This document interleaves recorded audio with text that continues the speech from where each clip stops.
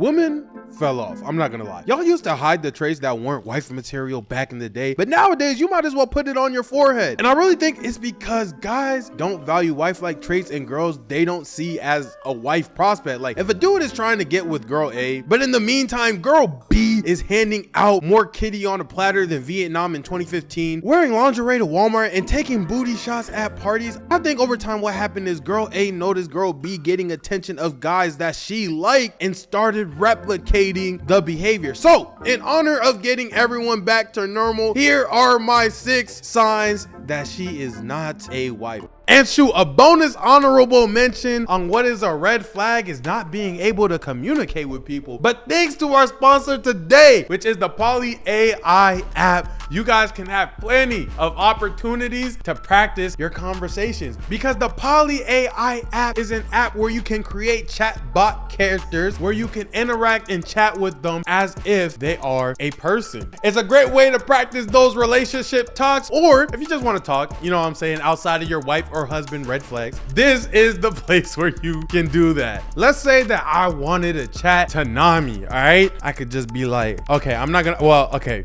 lie, that's definitely not wifey material. That's not passing for me. That's crazy. But hold on, that is not the only option. Hold on, peep game though, because we could do this right here. That's a cool, calm response. I'm not mad at that one. Over 10 million people are already using the app. With the Poly AI app, all you have to do to create a character is click this plus sign down here and select a character type. I just went with standard. After that, you could choose a picture that you want for your profile picture. They give you avatar description and an image style. You could even have them optimize your description. After that, you just pick generate and they come up with 6 different pictures that you could use. You could create a character profile as well, and even add a character origin and voice. After that, you'll be ready to go and you can message your own character.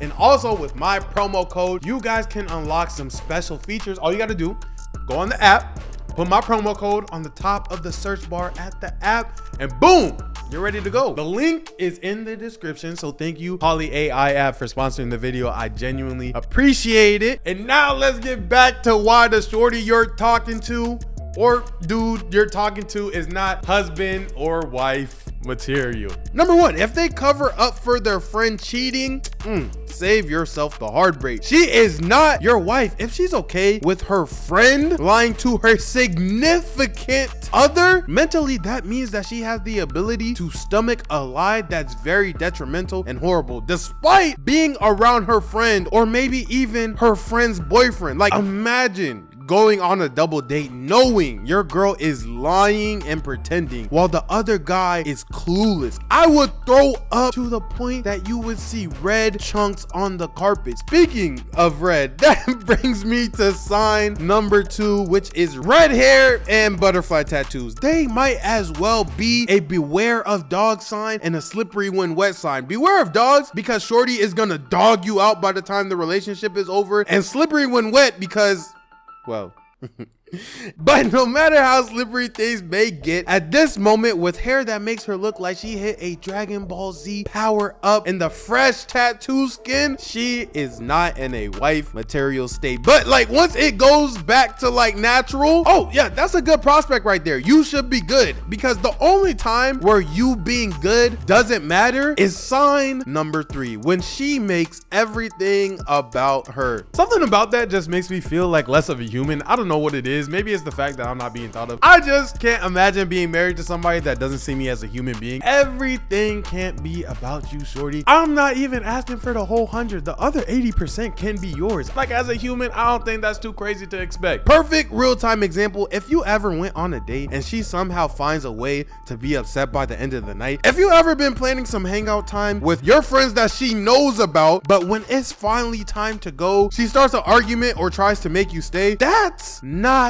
a wife. Early on is cute because, you know, who doesn't want a girl to want them? But if she's doing that 50% of the time, I'ma still be begging her to stay, just farther away from me. Coming in at sign number 4, this one is debatable, but if she doesn't like her family members, I just gotta hear a good reason, like a really good reason. I just prefer my wife to be able to like her family, because for a good portion of your life, that is the people closest to you through thick and thin. So if you don't like that family, me knowing that I'm not perfect makes me feel like you would leave our family. What happens if you start hating our future family? And now it's just me and 2 kids and a fire backstory on how I made it as a single dad when my wife left me. I have seen the stories after stories about single baby mothers and the tragedies that they pass through. They sound like 8 Mile come up stories, bro. I don't want to be a part of that to any degree, to any category, to any circumstance, okay? Shout out to everyone who does it. You feel what I'm saying? Y'all, hey, strong ones, you feel what I'm saying? I'm trying to avoid that at all costs. I'm just trying to line myself up the best way possible to make sure that ain't me, right? And like, I feel like the train of thought to be like, dang, you don't like that family, you won't like this one, you could leave. I think that's valid. I'm just trying to make this joint stay together, bro. Also, dropping somebody off every weekend sounds annoying, and I just don't want to do that either, bro. If I tried to move across the state, you're telling me I have to fly them back and forth every weekend if I wanted to see them, or I can't be in their life?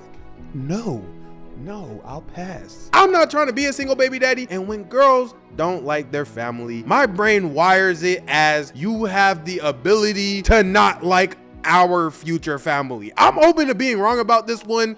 Just let me know what you think. Next up is narcissism at sign number 5. Now, obviously the internet has beaten this word into worse submission than Yamcha in that one Dragon Ball Z episode, or well, every Dragon Ball Z episode. Realistically, it was more so like after every Dragon Ball Z fight, I'm not gonna lie, it was really tossing Yamcha up. But the thing about narcissism runs so much deeper than the examples that I'm about to give. It's truly a flaw that you cannot overcome. It's something that they have to overcome, and you could help them be in position to overcome it, but you can never do the work for them. If you're not a certain type of person, you're not gonna be able to survive with a narcissist. Shout out Yo-Yo's cat in the back. Oh shoot. Shout out Yo-Yo's cat in the back. Even if you can deal with the narcissist, it's probably not the best situation for you to stay with the narcissist. But someone who is unable to see a different perspective is as good as blind. However, this type of blindness won't lead you to a Mr. Beast video.